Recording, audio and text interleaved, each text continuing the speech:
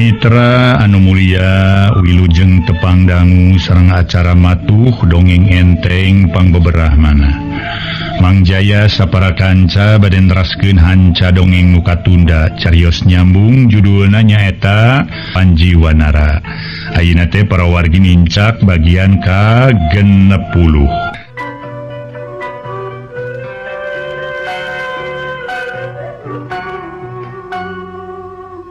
Para mitra Anu Mulia manga dongeng urang teraskeun deui.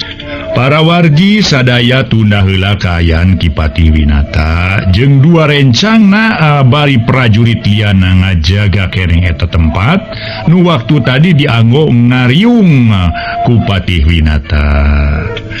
Kacaturkeun kaayaan Kangjeng Raja Kunjaya.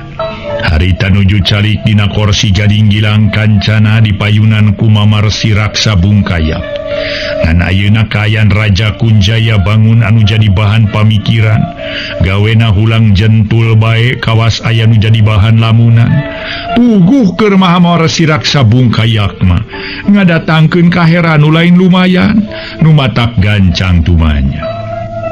Kangjeng Raja Agung anu kumama dipikanya anu kumama dipihormat. Nah kunaon ieu teh ayeuna hidup teh pecigan uluman lamun kitu geuning. Dina kaayaan alum nguyung Kangjeng Raja Kunjaya pok ngawalon batak mama heran kaula teh ieu hate ayeuna bet ngadak-ngadak pating serbelak. Jantung ratung tutunggulan mama malah dina penting tadi kaula teh ngimpi mama. Ngimpi naon tadi cing gambarkeun caritakeun dongengkeun ka mama. Ngimpi naon Nyimas Nawang Asri nu keur aya di penjara kaimpikeun leungit. Eta mah ngimpi atuh ade ngimpi Kangjeng Raja.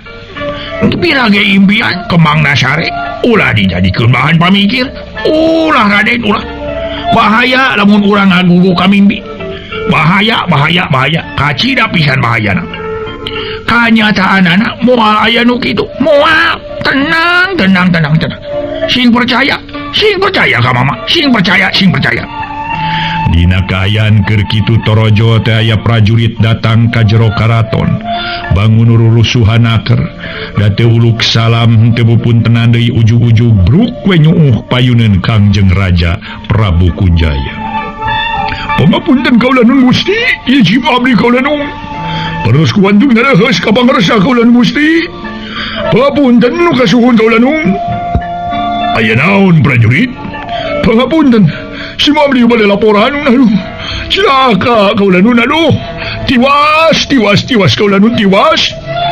Eta prajurit bari jeung renghap ranjung sagala rupa puguh ngadatangkeun kaheran jeung kakaget nu lain lumayan pikeun Kangjeng Raja Prabu Kunjaya jeung mamarasi raksa bungkayak mah nu matak duanana ampir bareng nyarita. Rek ngalaporkeun naon Andika ha? Rek ngalaporan naon? Sok atuh Gancang prajurit naon rek dilaporkeun ku Andika? Gancang caritakeun meh babari ka harti. Sok Gancang. Aduh cilaka kaula nun tiwas itu di alun-alun negara. Aduh eta sun aduh ayeuna eta aduh ampun teuing. Aya naon aya eta ampun teuing teh? Aya naon cing sok caritakeun prajurit? Ulah dipotong-potong kitu atuh laporan teh. Jadi teu kaharti ka kaulana ge. Ngomong atuh sing bener badina oge. Terangkeun sing jelas, sing jentre, sing etes, sing pokona mah. Nah, aya naon sabenerna di alun-alun nagara teh cing. Sing sok. Montong ragu-ragu. Ulah asa-asa, terangkeun. Aya naon kajadian di karaton nagara? Maksudnya di alun-alun. Cing. Sok. Aduh. Si Mabdi ngelaporkeun wilayah ayeuna teh di alun-alun nagara teh parantos kajantenan peperangan kaula nuhun antawis prajurit urang sareng prajurit negeri Paripari kaula nuhun. Kurang ajar bari tete nyeraga Prabu Kunjaya harita teh ngarasa keheul luar biasa keheulna. Kacolongan urang Kangjeng Raja, kacolongan. Kacolongan, ampun. Si Ageng Malela datang. Paingan Patih Wilase tadi tungguan taya datang deui. Si horeng manehna mopek balan si urang ajar teh. Boro ditunggu kamari, di kamari kari-kari kakara jebul ayeuna. Si horeng si mana horeng meureun mopek balad heula ti negeri Paripari. Kurang ajar sia. Boh Kangjeng Raja Kunjaya nya kitu deui mamarsi raksa bungkayak. Ngarasa kaget jeung reuwas nu taya papadana. Jabati eta ngarasa keheulna keur ku ayana beja ieuna urang negeri Paripari geus ngarurugan ka nagara nepi ka ayeuna geus kajadian tarung ampuh tarung campuh di alun-alun nagara. Eta prajurit cedok deui nyembah kalayan pokna deui nyarita semudu mareuda. Jabiti eta dipayun prajurit anu jaga karaton tos perlaya sun. Duka saha anu nalasanana mung nya kitu teh yakin di pihak negeri Paripari kaula nu. Tatami deui wireh ku jisim abdi katingal. Wireh aya Nyimas Nawang Asri sareng Raja Ranggapandika. Nama teh diringkeun ku monyet sun. Sareng Patih Winata ngahiji sareng Raja Ageng Malela sabarakaja kaula nun. Kurang ajar mamarsi. Kaula nun Kangjeng Raja. Sumut. Kumaha gua. Nah, obat jadi kieu mamarsi. Red ka mamarsi raksa bungkaya kalayan pokna. Kula aina rek alun-alun nagara sejaman tuan tarung. Bari ngerahkeun prajurit sejen saloba-lobana keur ngaduan urang Paripari. Mamarasi di dieu omat ulah cicingkeun. Sabi-sabisa kudu ngerahkeun kekuatan batin. Keur bantuan kula sakaligus hambat majin wanguk mamarasi. Enteng. Ulah untang ulah enteng mamarsi. Ieu ayeuna hal batak bahaya. Lamun urang salah dina ngahareupanana, bisa-bisa negeri urang Mandalawangi hancur mama. Ten ulah yang antang enteng sagala. Keun perkawis eta mah urusan mama. Mangga bade keluar, bade kalun-alun. Keun perkawis eta mah. Bagian mama tenang. Karunya prajurit jeung rahayat nu milu ka urang. Mun diantep kitu wae Raden, geura mangga bantuan. Keun di negara urusan mama. Tenang. Enteng nu kitu mah. Gesat-gesut dangdana Prabu Kunjaya malah mawa pedang jeung keris sagala. Pedang dicecekel ku dua leungeun ari keris diselapkeun dina cangkeng. Jung nangtung red ka prajurit nu bieu laporan kalayan pokna. Hayu urang ingit. Mangga kaula nun. Satengah lumpat Kangjeng Raja Kunjaya jeung prajurit kebat ngajugjug ka alun-alun nagara sakedeung geus leungit tina tetempoan resi raksa bungkaya. Barang datang ka alun-alun nagara lain deui ngagebegna. Ari lantaran dirinya prajurit nagara ukur tinggal 10 masih keneh hirup. Nu sejen geus atuh pasolengkrah jadi layon. Tur prajurit nagara nu bilu ka Kangjeng Raja Kunjaya geus taluk nu masih keneh hirup ge malah ayeuna geus ngahiji jeung prajurit sejen nu satia taat ka Kangjeng Raja Ranggapandika. Menika kerot nahan amarah tayab babandinganana ke Raja Kunjaya. Leuwih ambek lantaran Nyimas Nawang Asri jeung Kangjeng Raja Ranggapandika geus ngariung jeung Raja Ageng Malela saparakanca. Jabati eta Nyimas Nawang asli oge nu ti heula geus dikaluarkeun ti kaputen sacara reresepana ku Ki Jagra sarua geus araya di dinya.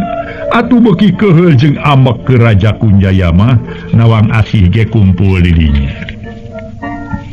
Para wargi anu mulya, Kangjeng Raja Ranggapandika nu harita ngadeg gedengeun Kangjeng Raja Agung Malela ngareret ka Patih Winata atuh Ki Patih Winata Surti oge kana reretna Kangjeng Raja nu mewi lajeng anjeunna nyaketan ka Patih Kunjaya kalayan pokna dariah nakra.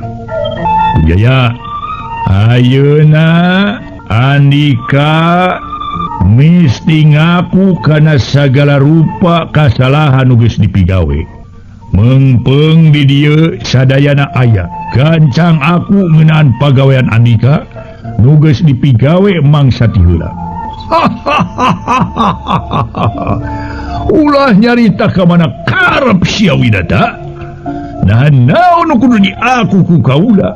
Ari lain kaayaan kula nu ayeuna geus jadi raja Nyakrawati ngabahu denda di negara Mandalawangi. Naon kudu diaku. Pokna teh Patih Kunjaya najan ngarasa kurang sugema hate tapi manehna masih keneh bisa seuri ngagak-gak luka seuri maur meureun eta mah keur nutupan kasieun manehanana jeung nutupan wiwiran manehanana nyibutan kaayaan hate nu keur kiamat mun kiamat teh mah. Ngaso heula para wargi sadaya, ngaso heula ngaso.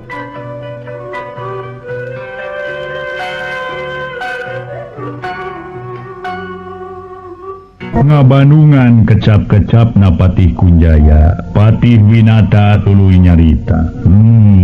Ayeuna teu nanaon teu ngaku oge. Da memang geus teu bisa disumput salindung di Sinang Siloka. Sagarupa kalakuan jeung pagawean Andika ayeuna geus kabongkar usiana Kunjaya. Nu matak nu nyata nu perlu dipilampah ku Andika ayeuna keneh Andika sudah nyuhunkeun dihapunten ka Kangjeng Raja sareng ka Gusti Permeswari. Kalebet ka Raden Santiaji nya kitu keneh ka Gusti Sepuh Kangjeng Raja Prabu Ageng Malela. Anjeun kudu nyuhunkeun dihapunten Kunjaya. Rak eta kahayang kaula geura laksanakeun ku Andika ayeuna keneh Kunjaya. Moal bisa. Moal bisa. Kula moal menta dihampura ka sasaha oge lantaran teu masa salah. Suasi Rangga Pandika jeung Sinawang Asri diasupkeun ka penjara. Eta mah kasalahan sorangan bungan jadi raja jeung Permaiswari hawak naker. Teu bisa. Kaula teu ngaku salah deuleu. Nah, teu lebar kurahayat nu geus jadi korban.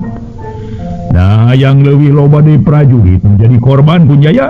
Lah, teu mikirkeun prajurit nu penting mah sakabe cita-cita jeung kahayang kaula bisa laksana. Bisa tinekanan. Urang ajar. Sakitu geus ngarebut nagara, geus ngalidih kakawasaan, geus nyipta Raden Santiaji jeung Nyimas Larasati jadi sato. Geus miluh jeung jalma jahat anu meungit ilmu setan siluman, bari geus ngakaya ka jalma lian, geus ngalantaran ke Nyimas Nawang Asri katut Kangjeng Raja Rangga Pandika diasupkeun ka penjara. Andika masih kene bisa nemongkeun sikep nu sombong adigung-adiguna deuleu. Hei Winata, montong loba omong Andika. Mun Andika aya keneh kawani, aya keneh wawane dor geura maju. Gasang harapan kula malahan montong Andika sorangan dalam mun maju jeung si Santiaji jadi monyet dibantuan ku Rangga Pandika jeung Uliana. Aing moal mundur sasiku moal ngejat satunjang beas. Sok geura maju kabehanana sakalian. Pokna Patih Kunjaya estuning sombong naker nantang-nantang kasarareanu araya didinya. Raden Panjiwanara alias Raden Santiaji anu tugenahna keur ku ayana anjeunna ti heula dicipta ku Patih Kunjaya nu dibantuan ku Nyimas Nawang Asih kalayan dibantuan ku Mbah Jin Wangu kanu dionang ku Resi Raksa Bungkaya. Lain deui keheuleunan ku ayana Patih Kunjaya hesena keur diajak ka banerna keukeuh mung insaf atawa babalik pikir nu matak teu tatapasini deui seak gajleng kaharu. Kituna sakilat bari nyabut pedang ki Patih Wilaseta pura dina gerakan pohara gancangna atuh teu katuturkeun ku paningali eta pedang geus ngagabres ka Patih Kunjaya persis kana beheungna gubrag. Patih Kunjaya ngagubrag bari beheungna sapat sirah ngagulutu ka handap getih baloboran tur dina kayan sarerea masih kene olohok bengong seak gajeleng air ngagajeleng kadinya tetela resi raksa bungkayak tur harita keneh memeresi raksa bungkayak ngarawu Sirapati Kunjaya maksud dama rek dibawa kabur rek diubaran bari sangaluarkeun ilmu panemu jeung kasakten manehna ngarah kayan Pati Kunjaya saeutikna bisa diakalan hirup deui najan upama warugana waruganu sejen ngan dina mangsa rek ngagajeleng luncat rek mawa kabur eta sira kabur waya nu datang kadinya tetela geuninga Kiai Ampel Gading ngajega nangtung hareupeun Resi Raksa Bungkayak baripokna hei Bungkayak geus kamalinaan teuing kalakuan Andika teh gancang tuna eta sira si Kunjaya jeung kaura miharep supaya Andika daek babalik pikir ngeureunnan sakur kalakuan teu bener hayo geura taluk ayeuna mah geura nyuhunkeun dihapunten ka sadayana utamana mah ka Raden Panjiwanara nu geus dicipta jadi sato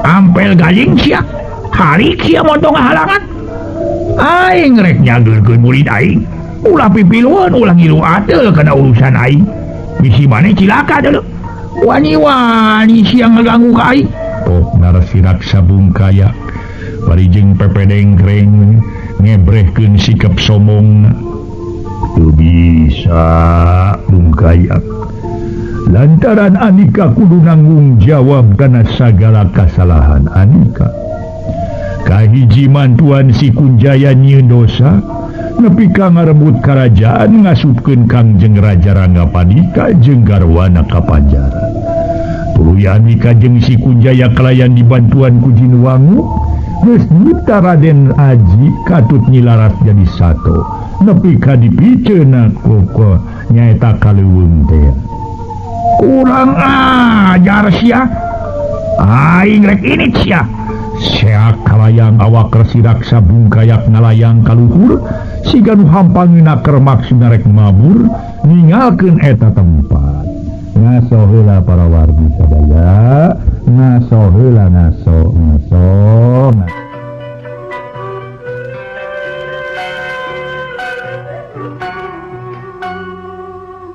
para mitra pamirsa sakumaha nu kauninya Eyang aduh papunten abdi Eyang tos kumaha antun da abal kitu Eyang deudeuh teuing ucu geus ulah dijadikeun teuing pikiran kitu atuh da sadayana oge ayeuna mah tos kajantenan ucu pok nama Mak Kiai Ampel Gading bari ngusapan bangun pohara deudeuhna ka Raden Panjiwanara nyimas nawang asri sinareng Kangjeng Raja Ranggapandika ge nyaketan ka ingkang putra tungkureunana aya Patih Winata sareng nyimas nawang asi kalayan pokna cumarita dumareudanaker duh taya lepatna anaki memang taya kalepatan naon-naon hidup anaki jeung buai teh bunga mah pokona mah sabenerna mah bungan manehna we mung insaf mung babalik pikir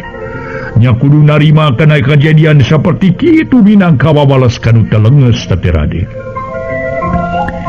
anggur mageura teh tenangkeun hate anakinya hayu urang ka karaton jeung ibu nyimas nawang asri langsung ngajak ka karaton moal waka sateu cenah Aji jadi jelema mah moal ka karaton ibu ida karaton Aji kudu jadi heula jelema nya kitu deui hoyong sasarangan sinareng nyilaras nu ayeuna aya di Mama Kiai pokna Raden Panjiwanara bari gigi deui nari kurunyung teh Nyimas Larasati ayeuna mah tos janten deui jalmi disarengan ku Nyimas Rubasi sumping kadinya kabrug siri rangkul jeung Raden Panjiwanara alias Santiaji Kakang Aji ieu abdi Kakang ngajan nepangan ayeuna teh sakang tenan diajak ku Eyang Nini pokna Nyimas Larasati bari nangkep ti pepereket ka Raden Panji nu wujudna masih keneh hiji monyet Nyai kusaha hidup jadi kieu kusaha dilanonganana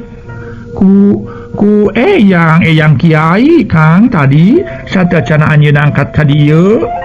Iya yang mah hari laras tos damang hari aji tajan naon margina eyang heran atuh aji mah. Hayu ayeuna mah urang ka karaton urang ubaran. Insyaallah Allah marengkeun da ayeuna mah geus nepi kana waktuna. Si Kunjaya jeung guruna geus perlaya sedeng jin wangu pura ngabantuanana geus tuduk talu ka eyang. Ayu sadayana urang ka karaton ayeuna keneh. Ring sadayana ngabujeng kalabat karaton negeri Mandalawangi. Nyimas Nawang Asri najan ti heula dinya nyeri ku Nyimas Nawang Asih. Tapi atuh ayeuna mah akur da puguh tos silih hapunten tina sagala kalepatan. Malah Nyimas Nawang Asih geus janji moal rek deui milampah saperti nu atos-atos. Para prajurit ditugaskeun kanggo ngurebkeun layon anu kawilang seueur oge. Utamana mah ti pihak prajurit nu bilu ka Patih Kunjaya almarhum. Atuh anu ngalaman tatuparna gancang diubaran ngarah bisa jag-jag waringkas saperti bihara-bihari. Barang sumping ka karaton anu ngawitan atuh ngabebenah di dinya. Ada puguh kaayaan mah menika lalotor harita teh barala jaba abut-abutan bangun teu kaurus teh. Ngaso heula para wargi anu mulia, ngaso heula, ngaso heula, ngaso.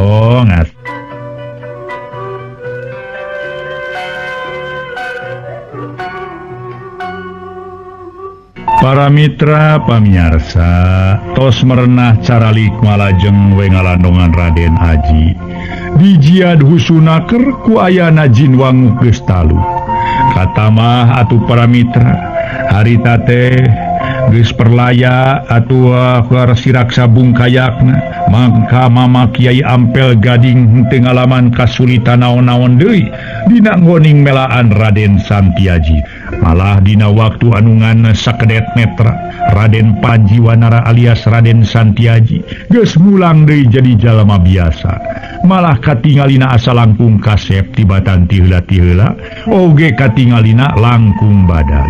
Ayeuna kaayaan tos aman Kangjeng Raja Prabu Ranggapadika tos calik deui dina kursi Gading Gilang Kancana nyanding ke Nyimas Nawang Asri jeung Nyimas Nawang Asih nya kitu rahayat sakumna sadayana sami migusti kalayan janji baris tuhu sareng taat ka Kangjeng Raja nu kamari ieu dilebetkeun ka panjara ku pihak Patih Kunjaya. Atuh memang ti harita mah kerajaan negeri Mandalawangi mangkin maju. Aya paribasa para mitra sadaya hurip Gusti waras abdi teu lain bobodohan. Mama Kiai Ampel Gading, Ki Jagra Katut Ki Badra, sapara kanca dua dinten bebetah di nagara, teras marulih ka padepokan Leuweung Bungur, nya kitu deui Kangjeng Raja Ageng Malela, kalih Nyimas Rubasih katut para prajurit tos bebela ka Panjiwanara, katut Patiwinata, sabada dua dinten mah aya di karaton. Haranjeuna marulang deui ka negeri Paripari, bari dina kayan pinuh kabingah sareng kabagjaan nu taya papadana. Dongengna tamat di para wargi. Aduh. Rupina dugi ka dieu wae heula atuh acara ieu para wargi dongeng tamat judulna Panjiwanara. Insyaallah enjing urang gentos ku dongeng nu sanes. Mang Jaya sareng Koswara ngahaturkeun nuhun. Dina ngoning mang dongengkeun ieu dongeng seueur kalepatanana hapunten nu kasuhun. Atuh para wargi ieu dongeng kerajaan nya eta ge tangkang ge intermezzo we ulah teras-terasan dongeng hibula warga cenah. Ieu mah dongeng kerajaan nu tos tiasa kataksir pastina bakal anu cenah kitu. Tapi dina trik-trik jalan cariosna sok rada beda. Sok benten dengan anu ruga-rigalna eta wungkul. Ayo para mitra janten leunjeuran cariosna mah umumna mah kitu-kitu bae. Kitu di antawisna para wali carios nyambung judulna Panjiwanara rekaan saderek Koswara. Ngahaturkeun rebu nuhun laksa ketika bingahan terutami kasugri kaum dangu di mana we ayana. Sapunyere pegat simpai paturai patepang deui wilujeng kantun bae mangga premio.